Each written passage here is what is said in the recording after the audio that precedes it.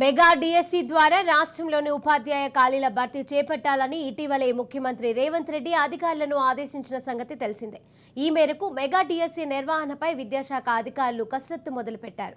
ఈసారి డిఎస్సి నిర్వహణ సజావుగా జరిగేలా న్యాయపరమైన సలహాలు తీసుకుని ముందుకు సాగాలని అధికారులు భావిస్తున్నారు.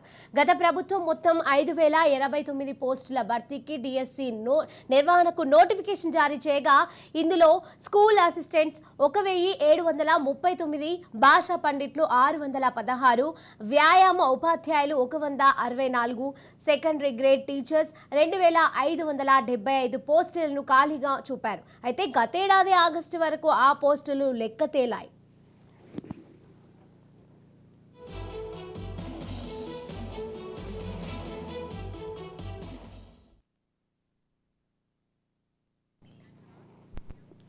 టెట్ ఉత్తీర్ణులైన వారికే పదోన్నతులు కల్పించాలనే నిబంధన దృష్ట్యా ఇప్పటికే ఉపాధ్యాయులకు పదోన్నతుల ప్రక్రియ నిలిచిపోయి ఉంది. ప్రస్తుతం సర్వీస్లో ఉన్న ఉపాధ్యాయులకు టెట్ నిర్వహించి పదోన్నతులు ఇవ్వడం ద్వారా మరో 9,000 వరకు ఖాళీలు తేలే వీలుంది. వీటన్నిటినీ డిఎస్సిలో చేర్చాలని అధికారులు తెలిపారు. వచ్చే మార్చి నుంచి ఉపాధ్యాయుల పదవి విరమణలో ఖాళీ అయ్యే పోస్టులను కలపాల్సి ఉంటుంది. ఈ లెక్కన 19,000 నుంచి 20,000 వరకు ఉపాధ్యాయ పోస్టులకు నోటిఫికేషన్ జారీ చేయాల్సి ఉంటుందని అధికారులు లెక్కలు వేస్తున్నారు.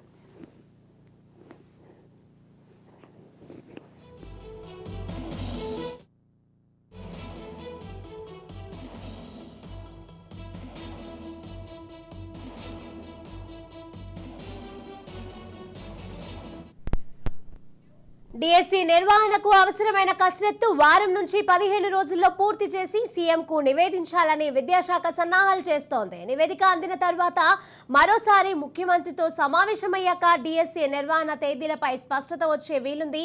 ముందుగా ఉపాధ్యాయ పదోన్నతుల కోసం టెట్ను విధిగా నిర్వహించాల్సి ఉంటుంది. టెట్ నిర్వహణలో జాప్యం ఉంటే పదోన్నతుల ద్వారా ఏర్పడే ఖాళీలను ముందే గుర్తించి వాటిని కలిపి డిఎస్సి నిర్వహించే అవకాశాన్ని అధికారులు పరిశీలిస్తున్నారు. గత సెప్టెంబర్లో ఇచ్చిన డిఎస్సి నోటిఫికేషన్ కు 1.72 లక్షల మంది నిరుద్యోగులు దరఖాస్తు చేసుకున్నారు. ఈసారి వారి సంఖ్య మరింత పెరిగే వీలుంది. ఫిబ్రవరి లేదా మార్చిలో లోక్సభ ఎన్నికల నోటిఫికేషన్ వచ్చే వీలుంది. ఆలోగా డిఎస్సి నిర్వహించాలంటే అన్ని రకాలుగా సన్నద్ధం కావాలని, ఎలాంటి ఆటంకాలు లేకుండా న్యాయపరమైన సలహాలు తీసుకోవాలని భావిస్తున్నారు. గత ప్రభుత్వం ఇచ్చిన డిఎస్సి నోటిఫికేషన్ ను కొనసాగించి పోస్టు గడువులను పెంచి కొనసాగించే అవకాశాన్ని అధికారులు పరిశీలిస్తున్నారు. అయితే రాష్ట్రంలో ప్రభుత్వ పాఠశాలలో 9,370 ఉపాధ్యాయ ఖాళీలను డైరెక్ట్ రిక్రూట్మెంట్ ద్వారా భర్తీ చేయాల్సి ఉందని గత జూలైలో మంత్రివర్గ ఉపసంఘానికి విద్యాశాఖ ఆయా గణాంకాలు సమర్పించింది. అందుకు భిన్నంగా 5,089 పోస్టులకు మాత్రమే నోటిఫికేషన్ విడుదలైంది. దీంతో 4,281 పోస్టులకు కోత పడినట్లుగా మంజూరైన ఉపాధ్యాయ పోస్టులు 1,22,386 కాగా ప్రస్తుతం 1,03,343 మంది పనిచేస్తున్నారు. అంటే 19,043 పోస్టులు ఖాళీగా ఉన్నాయి. వాటిలో స్కూల్ అసిస్టెంట్లో 70%, హెడ్ మాస్టర్ పోస్టులను పదోన్నతుల ద్వారానే భర్తీ చేయాల్సి ఉంటుంది. అయితే గత నోటిఫికేషన్ సమయంలోనే పదోన్నతుల ద్వారా 1,947 గెజిటెడ్ ప్రధానోపాధ్యాయులు, 2,162 ప్రాథమిక పాఠశాలల ప్రధానోపాధ్యాయులు, మరో 5,870 స్కూల్ అసిస్టెంట్ ఖాళీలు కలిపి మొత్తం 9,979 భర్తీ చేస్తామని సర్కార్ స్పష్టం చేసింది. నోటిఫికేషన్ పోస్టులతో వీటిని కలిపినా మొత్తం 15,068 అవుతాయి. అంటే 3,975 ఖాళీలకు గండిపడింది. విద్యాశాఖ ప్రతిపాదించిన 9,370తో పాటు గత అక్టోబర్ స్కూల్ అసిస్టెంట్లకు హెచ్ఎంలుగా పదోన్నతులు ఇవ్వడం వల్ల మరో 450 ఖాళీలు అదనంగా వస్తాయని విద్యాశాఖ అంచనా వేసింది. ఈ లెక్కన 9,820 పోస్టులు ఖాళీగా ఉన్నాయి. రాష్ట్రంలో 5,089 పోస్టులతో విడుదలై గత డిఎస్సి నోటిఫికేషన్కు మొత్తం 1.77 లక్షల వరకు దరఖాస్తులు వచ్చాయి. ఎన్నికల కోడ్ కారణంగా నియామక పరీక్షలు ఆగిపోయాయి. అయితే పాత నోటిఫికేషన్ రద్దు చేయకుండా పోస్టులను పెంచి అనుబంధ నోటిఫికేషన్ జారీ చేయాలని అధికారులు ఆలోచిస్తున్నారు.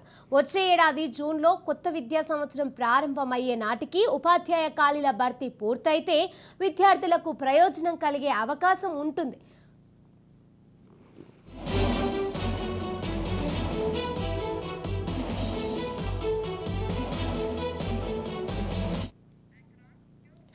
ఉపాధ్యాయుల పదోన్నతులు పూర్తయితే మరో 8,500 వరకు ఖాళీలు ఏర్పడతాయని విద్యాశాఖ అంచనా వేస్తోంది. అయితే కోర్టు కేసులతో ఆగిపోయిన ఉపాధ్యాయ పదోన్నతులకు డిఎస్సికి ముడిపెడితే నియామకాలు మరింత ఆలస్యం కావచ్చు.